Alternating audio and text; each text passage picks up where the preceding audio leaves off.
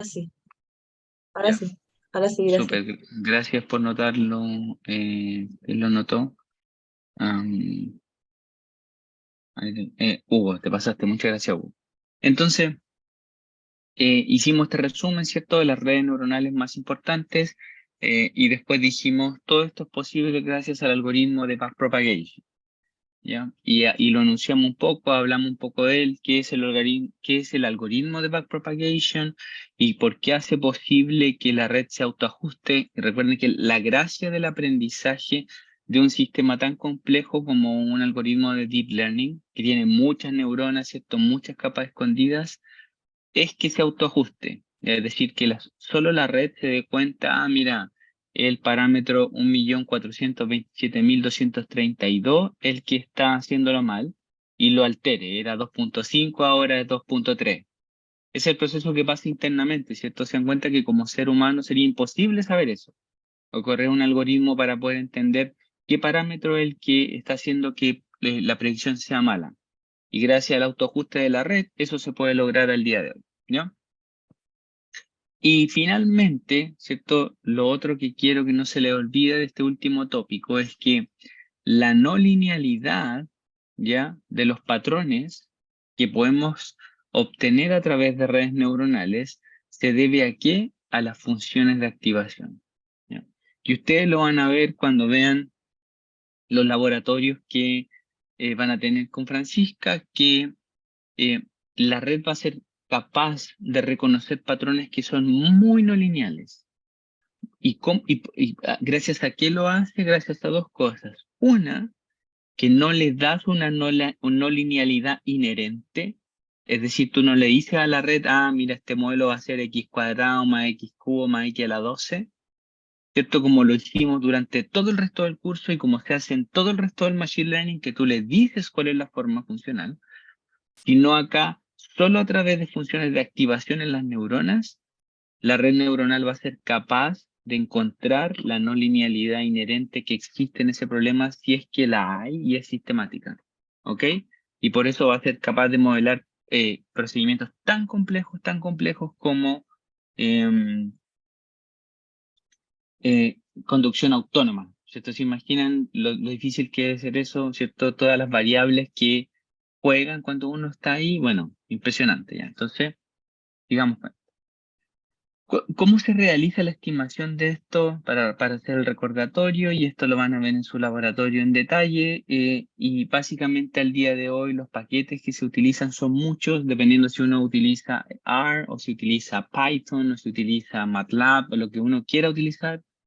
Pero en general el que a mí me gusta personalmente es Keras, ¿ya? Que es ¿cierto? Un paquete de la librería de TensorFlow, que te permite hacer estimaciones de todo tipo de redes neuronales.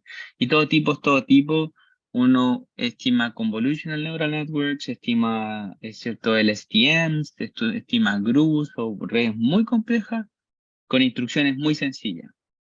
Entonces, la gracia de esto es que al día de hoy como se le llama muy comúnmente hoy día, se ha democratizado la utilización de los algoritmos de deep learning, de modo que cualquiera, ¿cierto?, con un poco de entrenamiento ya pueda empezar a jugar con esto y empezar a reconocer patrones que son súper relevantes. Pero de nuevo, ¿ya? Y aquí me voy a detener porque pensando, ¿cierto?, en cómo diseñar la clase óptima, me di cuenta que acá hay dos palabras que son súper clave, ¿cierto? Una es que la red lo hace a través de gradient descent y lo otro a través del algoritmo backpropagation, porque los combina los dos. Pero cuando estaba pensando en esto, dije, oye, pero mira, este algoritmo de gradient descent, importante contarlo, ¿cierto? ¿De qué estoy hablando? Porque me imagino que para muchos de ustedes, cuando yo digo gradient descent, no saben lo que estoy diciendo, ¿cierto? Y por lo tanto, quizás sería interesante entender qué hace la red realmente que le permite autoajustarse, ¿cierto? Perfecto, entonces cuando yo estaba pensando eso, ¿cierto? Cuando estaba ahí toss and turn en mi cama, desesperado para un lado, para el otro, yo pensando, ¿sabrán gradient descent o no? Yo dije, mejor lo explico, por si acaso, ¿no? No vamos a decir que en la última clase que tienen conmigo se vayan desilusionados. Entonces, ¿Qué es el algoritmo de gradient descent? Mira, y les voy a dar una analogía primero. Resulta que en matemáticas uno optimiza, ¿cierto? Y el algoritmo famoso es el ascenso del gradiente. Pues lo que uno hace ahí es maximizar. Pero en Machine Learning, el paradigma es minimizar un costo, ¿cierto? Lo que hacemos es minimizamos algo. Entonces, ¿cuál es el costo general? ¿Cuán lejos estoy del valor real? ¿Cierto? ¿Se acuerdan que lo vimos mucho en clase? Yo predigo que el precio de la casa es $50.000, el precio de la casa en realidad era 70.000, me equivoqué en 20.000, eso lo ponemos al cuadrado, por ejemplo, ese es mi costo. Entonces, ¿qué es lo que quiero hacer? O no sé, yo quería predecir un tumor si era maligno o benigno, yo predije que era benigno, en realidad era maligno, y el cross entropy me castiga fuertemente con las probabilidades, ¿se acuerdan? Dependiendo de si estamos en regresión o en clasificación, recibo mi castigo. Pero con Machine Learning yo quiero minimizar ese castigo, porque yo no me quiero, la idea es no equivocarse, ¿cierto? Encontrar patrones que me permitan predecir o explicar de manera lo más certera posible. Entonces, de la matemática, lo que hicieron fue que tomaron un poco la filosofía del ascenso del gradiente, ya para maximizar, pero lo utilizamos para minimizar, y a eso le vamos a llamar gradient descent. Y les voy a explicar cuál es la gracia de este algoritmo, mira. Entonces vamos a suponer, espérate, ahora sí, vamos a suponer que uno está acá, mira, que esto es un cerrito, ¿cierto? Ya, entonces, típico, uno subió el cerro. ¿Qué hizo cuando subió el cerro? No sé, lleva su cocavice, esto lleva su colación y todo, y de repente se dio cuenta que se le pasaron las copas, y ahora cuando ve el cerro para abajo está todo nublado. Tiene que bajar. Esa es el gran desafío.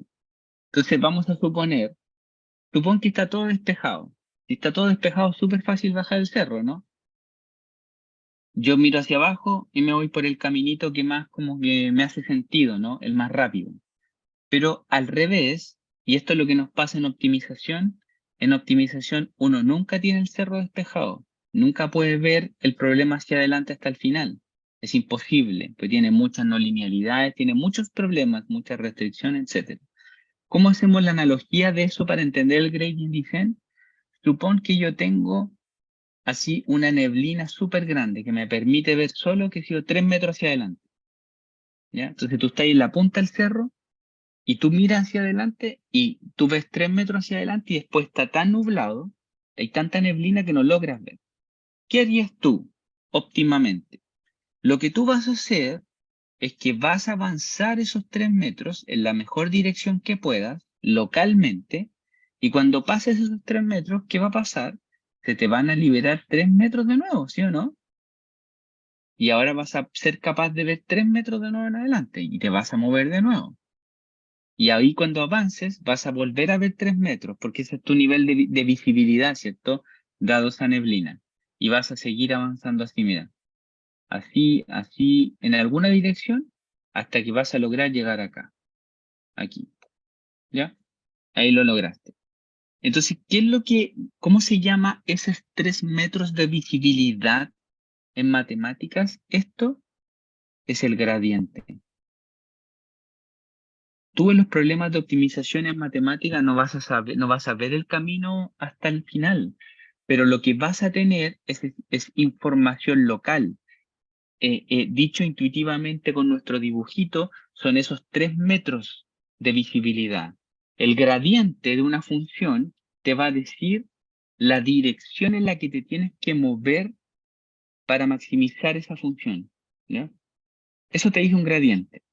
Por lo tanto, te va a permitir ver esos 3 metros hacia adelante. ¿Ok? Entonces tú vas a ir paso a paso, como nos dice nuestro compañero en el chat. Y eso es lo que hace Machine Learning. Entonces ahora les voy a mostrar cómo se toma esta intuición y el gradiente para darle una vuelta a que no sea un problema de maximización, sino de minimización. Y eso se va a llamar el descenso del gradiente o el gradient descent. ¿Les quedó la explicación así como intuitiva? Ya, extraordinario. Muy bien. Entonces ahora les voy a decir, les voy a dar el ejemplo. Díganme ustedes, ¿cuál es el mínimo de esta función? ¿Ya? Entonces alguien me dice ahí, se adelantó, me dicen, ja, ja, ja, pues me dicen, ja, ja, ja. La cuestión es súper fácil, pues. ¿Cómo no vamos a saber cuál es el mínimo de esa función? El mínimo de esa función es 5, ¿cierto? Porque esa función no tiene máximo, el máximo es infinito, ¿ya? Entonces, por eso le pongo un c porque es como una función de costo. Y yo sé que esa función no tiene máximo, tiene mínimo, entonces su mínimo es 5, ¿ya? Entonces yo digo, ya, sube, es 5. Entonces yo cuando veo ese 5 digo, ya, pero ¿cómo lo encuentro? Y todos ustedes que son unos campeones así de las matemáticas me van a decir, pero es súper fácil por eso. Yo lo que hago acá derivo, ¿no? Tan campeones, sí somos tan súper seguros de sí mismos, y me dicen, mira, yo haría lo siguiente.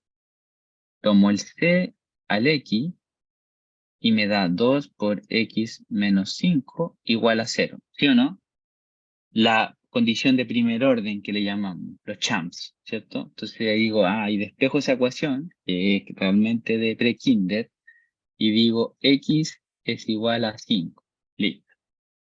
Entonces no hay nada que hacer y nos vamos, apagamos el Zoom, nos vamos indignados. Y digo, llevo 18 clases para aprender esta cuestión. Nada, ¿de qué me sirve? Me voy, ¿cierto? Tiro unos garabatos en el chat y me salgo del grupo. Todo eso hago en esta secuencia de acciones que me irritaron. Pero antes de que se vayan, denme 2 segundos para mostrarles que no es lo que están pensando. Mira, le subí la dificultad, pero así nada, ¿ya? Sigue siendo una función univariable. Y yo les digo ahora, ¿cuál es ¿cierto? El mínimo de esta función ahora, muchachos? Y ustedes me dicen, voy a hacer lo mismo que hice antes, Alex. Y ya como que se irritaron, ¿cierto? Entonces ustedes me dicen, mira, de C a dx, y me dicen, eso es el coseno de x más 2x igual a 0. Y resuelvo. Y ahí, entonces que yo digo, y ustedes me dicen, chuta, ¿cómo resuelvo esa ecuación? Que requete mega fácil, pues muchachos, si es una univariable. Y la respuesta es que no tiene solución analítica. Es decir, le metí yo una pequeña complicación con un seno, o el logaritmo, lo que quieran que yo le hubiese metido hasta no linealidad, y ya no se puede resolver analíticamente. Por lo tanto, necesitamos un algoritmo numérico que vaya iterando y me diga cuál es el mínimo. ¿Se dan cuenta? Así de poco es el alcance que tenemos para poder resolver por nosotros mismos.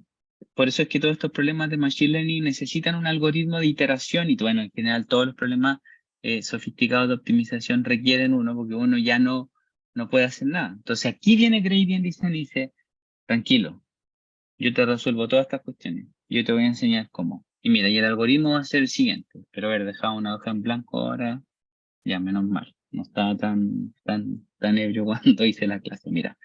Entonces, yo digo lo siguiente. El algoritmo de Gradient Descent te va a decir lo siguiente. El punto en la iteración t va a ser igual al punto en la iteración t-1 menos un alfa que es fijo y que lo vas a dar tú, que le vamos a llamar, le van a dar un nombre muy bonito en la literatura y se va a llamar el learning rate.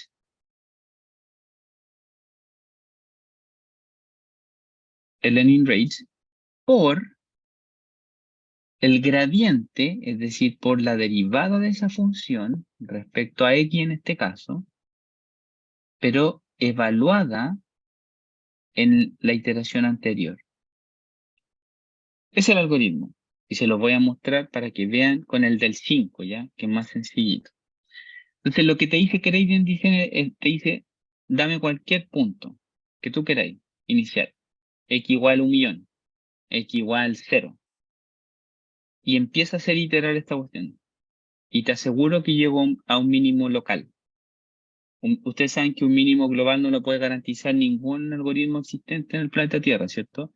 Pero este algoritmo es súper eficiente y te llega a un mínimo local, seguro. Entonces, más encima, si tu función es estrictamente convexa, tú estás seguro que llega al mínimo global. Seguro, ¿ya?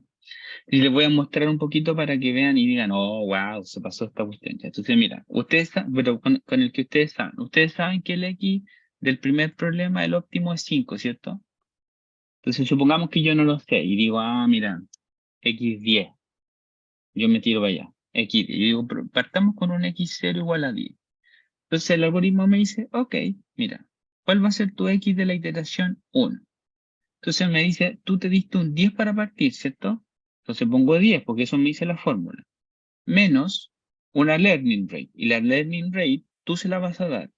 Pero tienes que tener cuidado, porque si se la das muy chiquitita, se va a demorar mucho el algoritmo en converger, pero va lento pero seguro. Ahora, si le dais muy grande la learning rate, va a converger rápido, pero puede converger mal. O sea, como para cualquier lado y te va a dar un punto que no es. ¿Ok? Entonces, como todo en la vida, pues muchachos, ¿cierto? Uno tiene que balancear ahí como los checks and balances, como le llamaban, ¿cierto? En la Ancient Greece. Entonces, uno tiene eso y dice, ya, mira, yo voy a elegir 10% de learning rate, 0.1. Y me dice, ¿cuál era la derivada de esa función? Era 2 por x menos 5.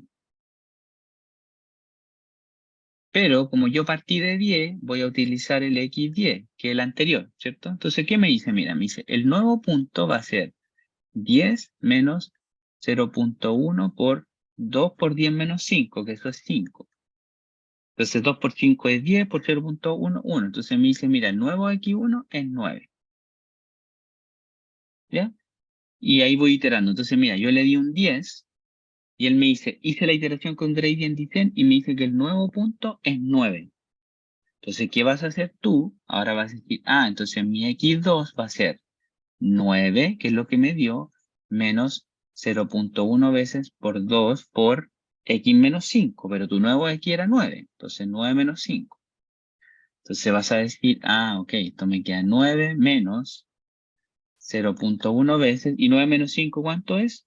4, ¿cierto? 4 por 2, 8, se te va a quedar así. Entonces te dice, el nuevo amigo que sale acá es 8.2. ¿Se dan cuenta? Va bajando. ¿Y cuándo va a parar? Cuando llega al 5. Siempre lo hacen, muy bonito. Y si lo hacen con cualquier otra de las funciones más complejas, va a ser lo mismo. Y si lo hacen con muchas variables, va a ser lo mismo. Entonces, lo que va a utilizar la red neuronal de fondo es esto, para todos sus parámetros. La red naturalmente, si tiene, por ejemplo, 2 millones de parámetros, va a dar 2 millones de valores iniciales y a todos les va a hacer gradient descent y los va a ir ajustando con el backpropagation. ¿Se encuentra fantástico el mundo en el que están hoy día? Pero es esto, esta misma tecnología simple. Se da el valor inicial, optimiza, vuelve a encontrar un nuevo valor, lo vuelve a meter en la juguera. Y así va, hasta algún punto en que ya el cambio es tan pequeñito que se da cuenta que convergió. ¿Cierto? Por ejemplo, en este algoritmo tú vas a ir en la iteración, aquí vaya a converger súper rápido porque la función es súper sencilla. Pero va a empezar así, en algún momento va a llegar 5.2, 5.1, 5.01, 5.0001, 5.00001 y ahí tú te vas a dar cuenta que ya convergiste y que el óptimo era 5. ¿Lo ves? Ya. ¿Les quedó claro a todos?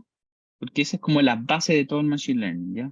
Perfecto. Entonces, con esto, la red neuronal va a autoajustar sus parámetros solita, porque va a utilizar este algoritmo más el backpropagation, que ir capa por capa haciendo esto para ver quién se equivocó, ¿ya? Y como yo les contaba en la clase anterior, antes de 1986, esto no era posible de hacer. Solo se existía el gradient descent, pero no lo podían hacer en conjunto con backpropagation, entonces era súper ineficiente.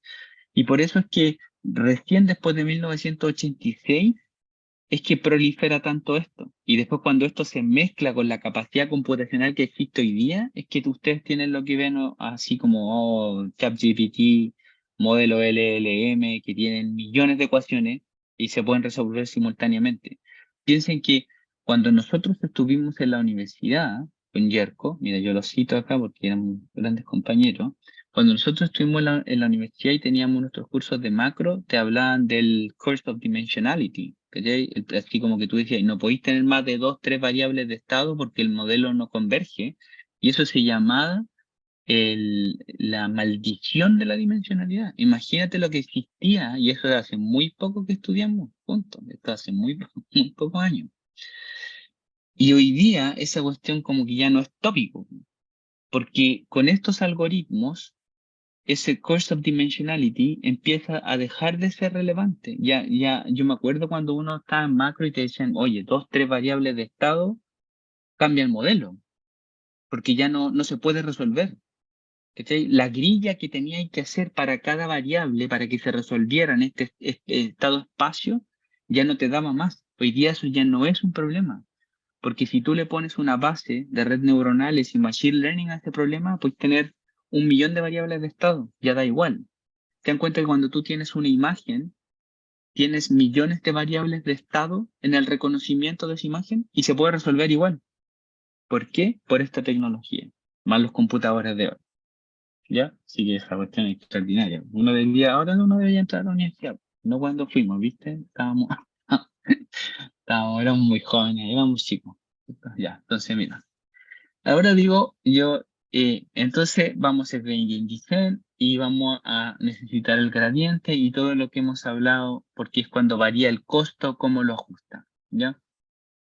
Entonces, la gracia de esto afecta el costo a través de toda esta cadena, ¿cierto? Que se produce entre el dibujito de la red, ¿se acuerdan? Porque la red es así, tiene muchas neuronas y después como que sale una neurona output, ¿cierto? O varias, dependiendo si es multiclase o si es de regresión o lo que quieran. Entonces cuando llega acá, ve el costo y aquí va a ser gradient descent junto con el backpropagation y vuelve hacia atrás, ¿cierto? Vuelve hacia atrás para ver dónde nos equivocamos y ahí autoajusto. Y esa es la parte como súper mega extraordinaria de esta cuestión, ¿ya?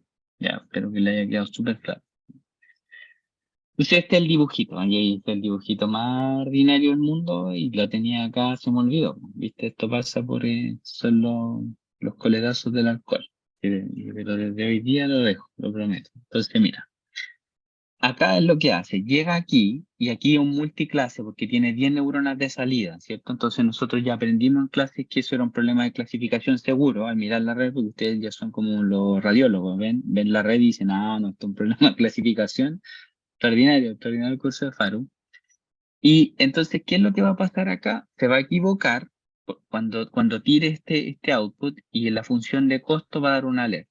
Entonces, este costo uno dice, de costo a DW, donde W son los millones de parámetros, es el vector de millones de parámetros que estima esta red y hace esta derivada, así, y va para atrás, haciendo la regla de la cadena y así.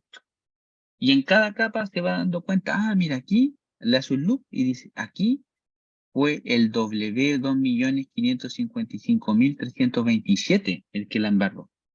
Tú eso no lo sabes, tipo. Recuerden, ¿se acuerdan lo que discutimos en la clase pasada? La red se autoajusta. Ella se va a dar cuenta. Tú no vas a saber cuál fue. Y por eso tú no puedes dar una respuesta inferencial a este problema, sino va a mejorar la predicción, pero no podéis decir, mira, el 484.933 el que nos da problemas. Eso no es posible. Y va hacia atrás y llega acá y sale. Y después entra otra observación. Y así, hasta que en ese autoajuste, cuantas veces tú le hagas que lo haga la red, va a mejorar cada vez más y más, hasta un punto en que ya no mejora más, ¿ya? Porque ahí ya llegó a su máximo nivel de precisión. Y el nivel de precisión va a depender mucho de qué campo tú estás. Entonces, si estás en medicina y estás clasificando algo relevante, como un tumor, algo así, te van a exigir una accuracy muy alto de clasificación, ¿cierto? Con tu red, sobre 90, para que sea un aporte.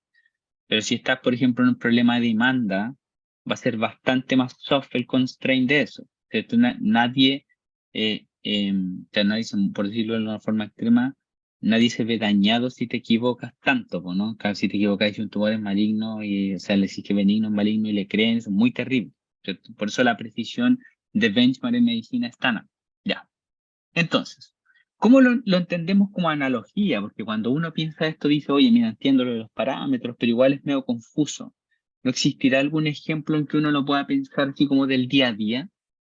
Y el mejor ejemplo, que no es mío, ya, lo digo inmediatamente, pero que yo cuando lo vi por primera vez dije, oh, se pasó. Ahora por fin lo entendí, es el ejemplo de un organigrama de una organización. Yo no sé a quién se le ocurrió, yo se lo escuché a un español de un canal de YouTube que se llama .csv, que es muy bueno, Y yo lo digo en clase, ya, pero lo cito para que después digan, viste, no, qué feo Alexis, que anda robando ejemplos, pero no es real. Entonces, mira, dicen acá lo siguiente, supongamos que esta es tu organización, ya, entonces acá está la CEO, ¿cierto? Y acá tú tenés los primeros, qué sé yo, como gerentes, ¿cierto? Entonces acá, no sé, tenés el CFO, y el gerente de finanzas, supongamos que tenía el gerente de marketing, gerente de recursos humanos, y así. Esto es tu organigrama, ¿cierto? Y de aquí salen como los subgerentes, pues, ¿no? Así, por ejemplo. Ya, y a todos le vamos a poner la misma cantidad de subgerentes para que alguien que está en esa área no me diga, oye, Alexis me discriminó porque dice que mi área es menos importante. Hay que tener cuidado en estas clases, porque todo se presta por un malentendido. Y así tú seguías avanzando en las ramas, ¿cierto? Entonces, supongamos que tu objetivo era ventas, ¿ya? Entonces, acá salen más ramitas y así, ¿ya? Entonces, de repente las ventas pronóstico eran, no sé, 100 millones y fueron 50 millones. Entonces fue un cuerpo. Entonces, ¿qué pasó? Y cuando pasa eso, tú te preguntas como empresa, ¿quién fue? ¿Dónde estuvo el error? ¿Y qué es lo que haces ahí? Naturalmente, haces un back propagation, porque vas desde abajo y tú decís, oye, mira, el Juanito, que era el que vendía, vendió mal. Y tú decís, ya, pero espérate. Y vais donde Juanito acá, que fue el primero. Supongamos que aquí está. Y Juanito está en esta parte de la rama. Y tú decís, ya, determinamos que todos los vendedores como Juanito son los responsables de la venta final. Y tú decís, ya, pero a ver, eso no termina ahí, po. Alguien dio esa orden, alguien hizo la campaña, ¿cierto? Ya. Entonces vais y empezáis a subir por las ramas y decís, mira, es verdad que los vendedores vendieron mal, pero la estrategia financiera que fue la venta había partido mal. Entonces partió en finanzas este problema. Y ahí vais descontando. Y después, si fue finanzas, entonces, ¿quién fue? El subgerente de no sé qué, de contabilidad, el subgerente de no sé qué, ya. Y decís, no, fue el subgerente de presupuesto, por ejemplo, porque les dio muy poco presupuesto, a pesar de que en marketing habían dado la campaña correcta. Y así va. Y así va subiendo, ¿te das cuenta? ¿Y qué es lo que haces? Ajustas. Entonces la próxima campaña va a ser diferente para que acá se ajuste y para que después se ajuste aquí. Es lo mismo, el back propagation. Igual que un organigrama. Ve dónde quedó la embarrada y empieza a ajustar. ¿Quién fue? ¿Fueron este departamento? No, ya, listo. Chao, esos están bien. ¿Fueron estos? No, tampoco. ¿Fue este? Listo, lo encontré. Pero dentro de este, ¿quién dio la orden? Aquí y así. Igual que en un organigrama. Eso es el back propagation. Muy buena la analogía, ¿sí, no? Qué triste que no sea mía, pero muy buena. Entonces, uno dice, y aquí les voy pero resulta que cuando uno está como siempre, en la felicidad de la vida, llega algo que te dice, mira, no podemos ser tan felices, porque la vida es así, pues si podríamos tener unas clases de conversaciones psicológicas que quizás serían como más entretenidas que esta. Puede ser, no lo sabemos. Vamos a hacer el curso 2 que va a ser pensamientos de la vida, así como lo hacía Sócrates, pues, ¿no? Y yo tiro una idea de por qué, como 5 preguntas y nos debatimos toda la hora respecto a eso filosóficamente. Mira, no es mala idea. Entonces, resulta que estaban todos muy felices y cuando lo metieron al computador dijeron, chuta, igual no da, porque son muchas variables. Entonces les voy a dar un ejemplo. Cuando yo meto una imagen de 1024 por 1024, ¿ya? Una sola imagen, porque recuerden que la red, a diferencia de los modelos que vimos antes, mete de una observación por una, ¿cierto? Mete una, pasa por toda la red, llega al final, computa el costo y vuelve hacia atrás con el backpropagation, ¿cierto? No es como todos los otros modelos que vimos hacen todas sus observaciones simultáneamente para estimarse. La red va de una en una. Entonces, si tú tienes una imagen de 1024 por 1024 en formato RGB, ¿qué significa que es RGB que tiene 3 canales de colores, ¿cierto? Red, green and blue. Entonces tú tienes una imagen así, mira, donde va combinando, por ejemplo, este píxel con este y así generan el, no sé, el naranjito, no sé cuánto, ¿sí o no? Ya. Esa red que metes una pura imagen, ¿ya? Cada vector de entrada tiene 3.145.728 píxeles. Las combinaciones de esa cuestión. ¿Te das cuenta? Entonces, Si yo tengo una red neuronal que tiene solo 10 neuronas en la primera capa escondida, mira, una red nada, ¿ya? O sea, la red más pequeña que te podrías imaginar, solo esa va a tener que estimar en la primera capa, solo en la primera capa, 31 millones de parámetros. Solo con esa imagen. Entonces, cuando pasó eso, uno dice, ay, puta, no nos da, otra vez tenemos problemas con hardware y software, ¿o no? Que es como, se dan cuenta siempre el problema de esto. Entonces uno dice, ¿qué hacemos ahí? Nada, pues. Entonces dijeron, chuta, pero ahora yo los mato. ¿Sabes qué? En esta base tengo 100.000 imágenes. ¿Cómo lo hago? Tengo 100.000 imágenes y cada una de esas imágenes, solo con 10 neuronas, va a tener que estimar 31 millones de parámetros. Ya no puedo, po, ¿cierto? No da. Entonces ahí uno dice, oye, pero entonces no metamos las 100.000 imágenes. ¿Será que la red lo puede hacer con algunas de ellas, que las elegimos aleatorias? Entonces en vez de meterle 100.000, metámosle, no sé, po, otro número. Y eso se llama Stochastic Gradient Descent, que es, en lugar de hacerle el gradient descent a todas las imágenes o a todas las observaciones, hagámoselo a alguna nomás.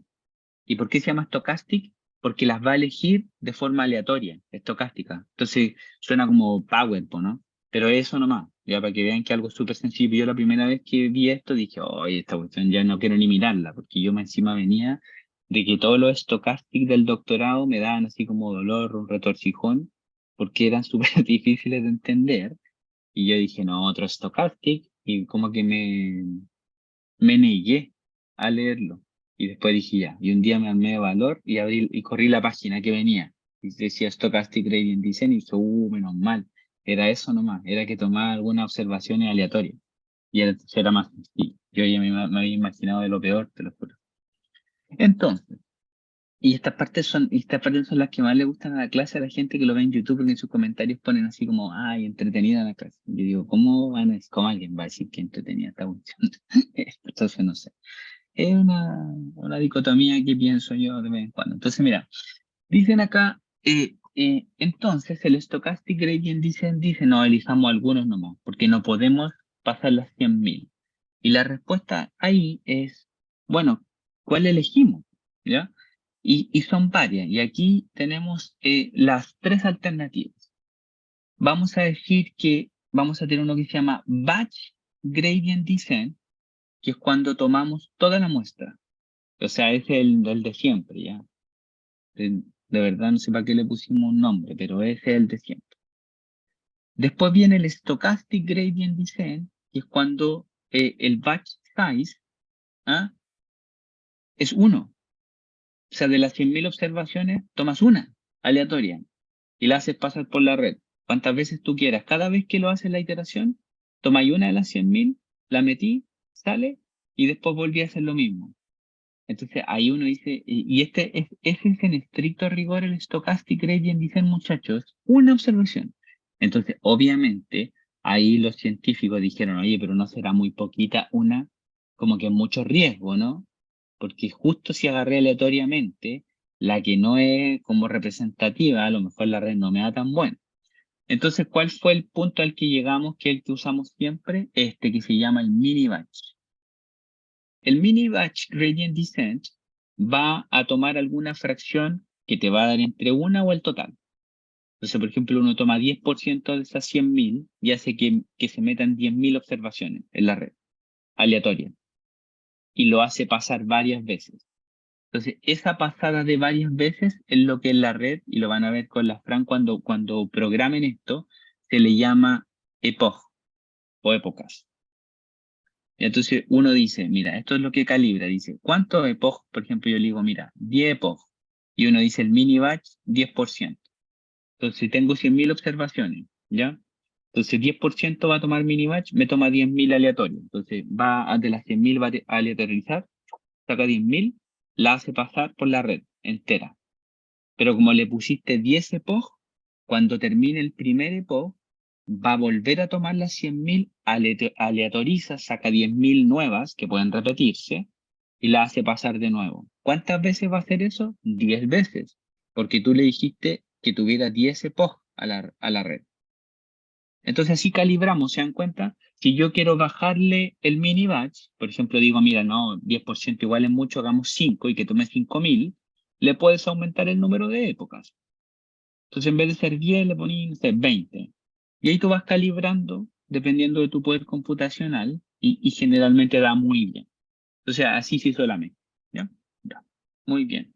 Entonces, ahora lo último que les quiero contar de las redes neuronales, antes de pasar así como al resumen final de mis clases teóricas, y que nos pongamos muy tristes y ahí vienen las lágrimas y todo eso, ¿cierto? Y los abrazos de pantalla, toda esa parte como así como que nos ponemos muy sentimentales. Y yo siempre me quiebro al final, ¿cierto? Me sale una lágrima y todo lo demás. Es que cuando la red sale, tiene que tener una función de activación especial cuando es clasificación. Entonces, cuando estamos en problemas de clasificación, y aquí pongo clasificación, yo no, la última neurona o las últimas neuronas del número de clases no pueden ser cualquier cosa. Entonces, yo voy a ponerlo de otra forma. ¿Se acuerdan que lo que más utilizábamos para activar era esta función, que es la ReLU, el máximo entre algo y cero? Ya, muy bien. Esa la puedo poner en cualquier capa entre medio, no hay problema. Pero cuando sale, en la última neurona, no puedo poner lo que se me ocurra. Tengo que poner algo que me diga el problema de qué estructura tiene. Entonces, supón que yo estoy en un problema de clasificación, tumor maligno benigno. Ya, entonces aquí está, y esta es la última. Esta aquí me dice si es maligno o benigno. ¿Cuál es la información que yo necesito en la última neurona? Yo necesito una probabilidad, pues, ¿no? Porque me va a decir, por ejemplo, si lo modelea maligno, me va a decir 90%. Entonces me dice, 90% maligno, 10% benigno, ¿cierto? Por lo tanto, la última neurona tiene que ser una probabilidad. Y si tengo varias clases, por ejemplo, tengo la cara de Pepito, Juanito, María y Josefina. ¿Qué me tiene que decir en cada una de estas neuronas? De nuevo, una probabilidad. Porque, por ejemplo, esta me dice 25%, 5%, no sé, y esta, no sé, 60%. Entonces me dice, mira, la que tiene mayor probabilidad es que sea la cara de Josefina. Entonces eso me dice el algoritmo, de nuevo, son probabilidades. Pero eso, ¿qué quiere decir? Que la última neurona o las últimas neuronas de una red de clasificación tienen que tener una función de activación particular. Y va a ser la siguiente. Y es un problema binario, esta es la salida, una sigmoid, la logistic, como le llamamos en clase, ¿cierto? Entonces va a meter aquí en este X y te va a dar una probabilidad, ¿ok? Esto para que lo tengan súper claro, ya porque cuando estén ustedes el día de mañana en redes neuronales, si todos los días, cuando vayan a clasificación y les queda una neurona y digan, oye, ¿qué activación pongo en la última? Si es binario, tienen que poner una sigmoid, ¿ya? Y lo van a ver en los laboratorios. Si no tienen cualquier duda después, escriban, ¿ya? Escriban. Saluden primero, ¿cierto? Así, hola, Alexis, ¿cómo estás? Después de tanto tiempo, extraño las clases. Y después de toda esa introducción, que en realidad es mentira, me van a decir, oye, tengo una duda, no sé qué. Así suena más educado. Pero si tienen multiclase, van a usar la misma que la Sigmoid, pero su versión multiclase que se llama una softmax, que es esta, ¿ya? Entonces, eso para que lo tengan claro nomás, ¿ya? Porque yo la primera vez que aprendí redes neuronales, no me dijeron eso, y cuando estaba en las últimas neuronas no sabía qué poner. Entonces decía, ¿y acá qué salida tiene? Porque necesito una probabilidad. Y claro, si era binaria era la sigmoid, y si era multiclase la softmax, la programaba y se acababa todo el problema. Pero teníais que saberlo, porque si no te quedáis trabado ahí toda la vida. Y cuando es regresión, no. Cuando es de regresión es normal. La última neurona sale normal. ¿Ya? ¿Por qué? Porque no tienes que transformarla en probabilidad. Tiene que salir como el valor original. Listo. Entonces, ahora vienen las preguntas así como, nos ponemos tristes. Entonces yo quería hacer un resumen cortito en los minutitos que nos quedan para que discutamos qué aprendimos en este programa. Entonces yo cuando estaba pensando en este último bullet, yo dije, ¿qué aprendimos realmente? No lo sé, es un misterio. Porque uno digo, es difícil en un curso largo, piense que este curso es particularmente bien largo, que son 20 clases, ¿cierto? Es un montón, hemos estado varios meses juntos. Mi curso tradicional de este dura 6, 8 clases máximo. Entonces aquí vimos hartos tópicos más. Y también los vimos más tranquilitos, porque como los backgrounds eran muy distintos, había que ajustar por todas partes, ya para que todos termináramos aprendiendo de todo, que esa era como la idea de este curso. Entonces yo digo, mira, no sé si lo aprendimos. Ya, ahí yo llegué a esa conclusión, así que después de hacerme la pregunta como lo haría Sócrates, y después Platón y después Aristóteles, respectivamente, en su secuencia, yo dije, no sé qué aprendimos, la verdad. Pero entonces me hice una segunda pregunta filosófica, que es, ¿qué me hubiese gustado que se acordaran del curso? Y ahí me sentí más tranquilo, porque primero me sentía como muy egocéntrico. Entonces yo digo, no sé si aprendimos algo en este curso, la verdad. Pero lo que a mí me hubiese gustado que recuerden, está mejor formulado ahí, sería lo siguiente. ¿Ven? Es eso. Lo siguiente, mira, esto es lo más importante que yo creo que uno debería recordar de este curso, además de que los profesores eran extraordinarios, ¿eh? Eso, por supuesto, eso desde ya. Uno dice, primero, el Goal-Based Data Organization Approach, que es el que utilizamos en este curso para setear los problemas, es el enfoque pilar. Entonces, yo quisiera que recordaran donde quiera que vayan, donde quiera que los lleve la vida, es que lo más importante de Analytics es reconocer el problema de negocios, ¿ya? No hacer el algoritmo. El algoritmo va a venir después, pero el algoritmo tiene que venir como resultado de un análisis profundo de cuál es el problema. Y aquí sí que yo tengo mucha experiencia para decirles que he visto muchísimas empresas en el mundo aplicar Analytics incorrectamente y después de mucho tiempo de no generar valor, se han sentado finalmente a pensar qué estamos resolviendo, qué queremos realmente de esto. Porque la tentación en este campo, producto de todo lo que te inunda en el día a día, es muy grande. Se dan cuenta, o sea, ustedes ven, no sé, las imágenes, ChatGPT y todo, y uno dice, oye, pero mira, yo también quiero que mi empresa haga eso. Y te ponía a programar cosas, hacer funciones, pero ¿realmente sabes por qué lo estás haciendo? Entonces, lo primero que me gustaría que recuerden este Goal-Based Data Organization, que es antes de partir a hacer analytics, para hacer analytics estratégico y óptimo, yo me tengo que sentar a ver cuál es el problema que quiero resolver. Entonces, de eso deriva, ok, que la generación de valor es nuestro objetivo principal. Este campo de Business Analytics se crea para generar valor, no para resolver modelos, ¿ya? No para cambiar el Excel a Python. Se crea para generar valor, por lo tanto, donde esté el valor, ahí es donde uno tiene que atacar, ¿ya? ¿Qué implica eso? Mira, implica que los datos jamás son un problema en sí mismos, ¿ya? De modo que toda esta cuestión que dicen, los datos están súper desordenados, hay que ordenarlo, o si tenemos todo en Excel, tenemos que pasarlo a Python. La pregunta ¿es verdad que tenemos que hacer eso o no? Puede que sí, puede que no, ¿ya? O sea, yo he visto muchos casos. Si piensen ustedes que hasta ahora y por 100.000 años más, el usuario final va a seguir usando Excel. Tú no le vas a pasar a la persona que anota las planillas todos los meses Python mañana, ni en un mes, ni en un año. Esa persona va a seguir usando Excel así por 400, 800 millones de años más, ¿ya? Entonces, lo que tú tienes que hacer son algoritmos óptimos que tienen una bajada a usuario que todo el mundo puede ocupar. ¿Me entienden? Porque yo he estado en muchas partes donde le hicieron las plataformas Python, les dejan los scripts y nadie los sabe ocupar.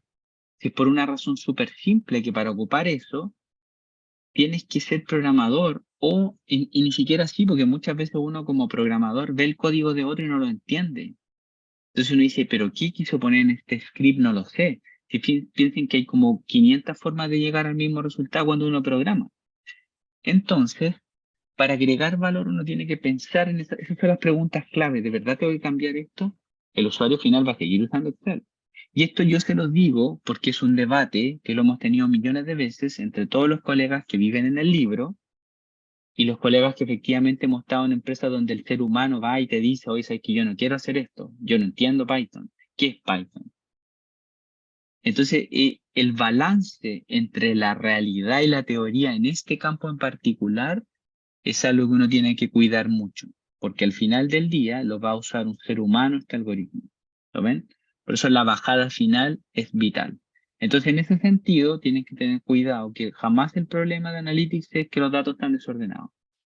El problema es, yo los datos desordenados que tengo, ¿los tengo que ordenar por algo, sí o no? Y si la respuesta es, oye, mira, sabes que como esos datos no están, todos los meses perdemos dinero en que se nos van clientes, perfecto, hay un problema de negocio que me indica que hay una parte particular de mis datos que tiene que ser ordenada de alguna forma. Y listo. Y ahí voy avanzando bien. ¿Ok? Ya.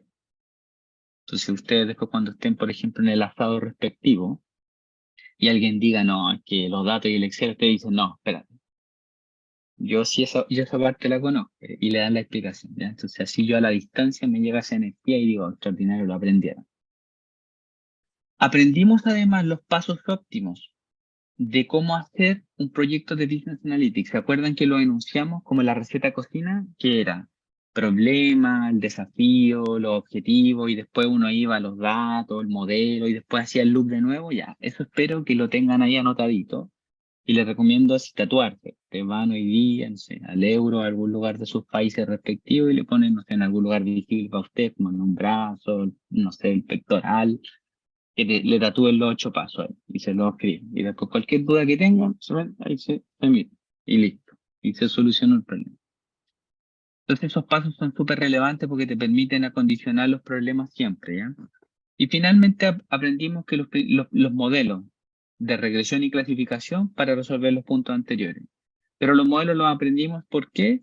Para resolver en función de objetivos, ¿ya? No los aprendimos porque nuestro objetivo es modelar. Nuestro objetivo es resolver problemas de negocio. Y el Analytics nos va a ayudar para eso. Pero el Analytics es un puente, nada más, ¿ya? Es el porcentaje menos importante de entre reconocer, diagnosticar y encontrar la solución que agrega valor. Y es por eso que cuando uno observa esto en la práctica, pero muchas veces tiene un algoritmo de inteligencia artificial súper sofisticado, tiene un dashboard de Power BI súper simple, y cuando ve cuál genera mayor valor, muchas veces te encontráis que es el dashboard, que era súper simple, que fue súper rápido y que tomó información que la gente mira y dice, uy, mira, las ventas estaban aquí, estaban malas, vamos allá. O, uy, los trabajadores acá donde están produciendo menos. O, mira, acá los pabellones se están utilizando mal. Versus la tecnología de inteligencia artificial que era súper cara, súper costosa, que se hizo, ¿por qué? Porque era cool y porque se pensaba que era la frontera, pero que para ese problema, en ese momento en particular, no era la solución que generaba valor. En 2 años más sí lo era, seguro, seguro, pero no ahora. ¿Ya? Entonces eso depende, recuerden cómo hablamos de la transición, en qué etapa está tu empresa de esta tecnología. Va a llegar un momento en que claramente la inteligencia artificial es la mejor solución, pero probablemente cuando empiezas en la transición de Business Analytics, nunca lo es. ¿Ok? Perfecto. Muchachos, déjenme, ahora me despido de ustedes. Entonces esta parte la Fran para el recording, porque esta parte claramente no queda en YouTube.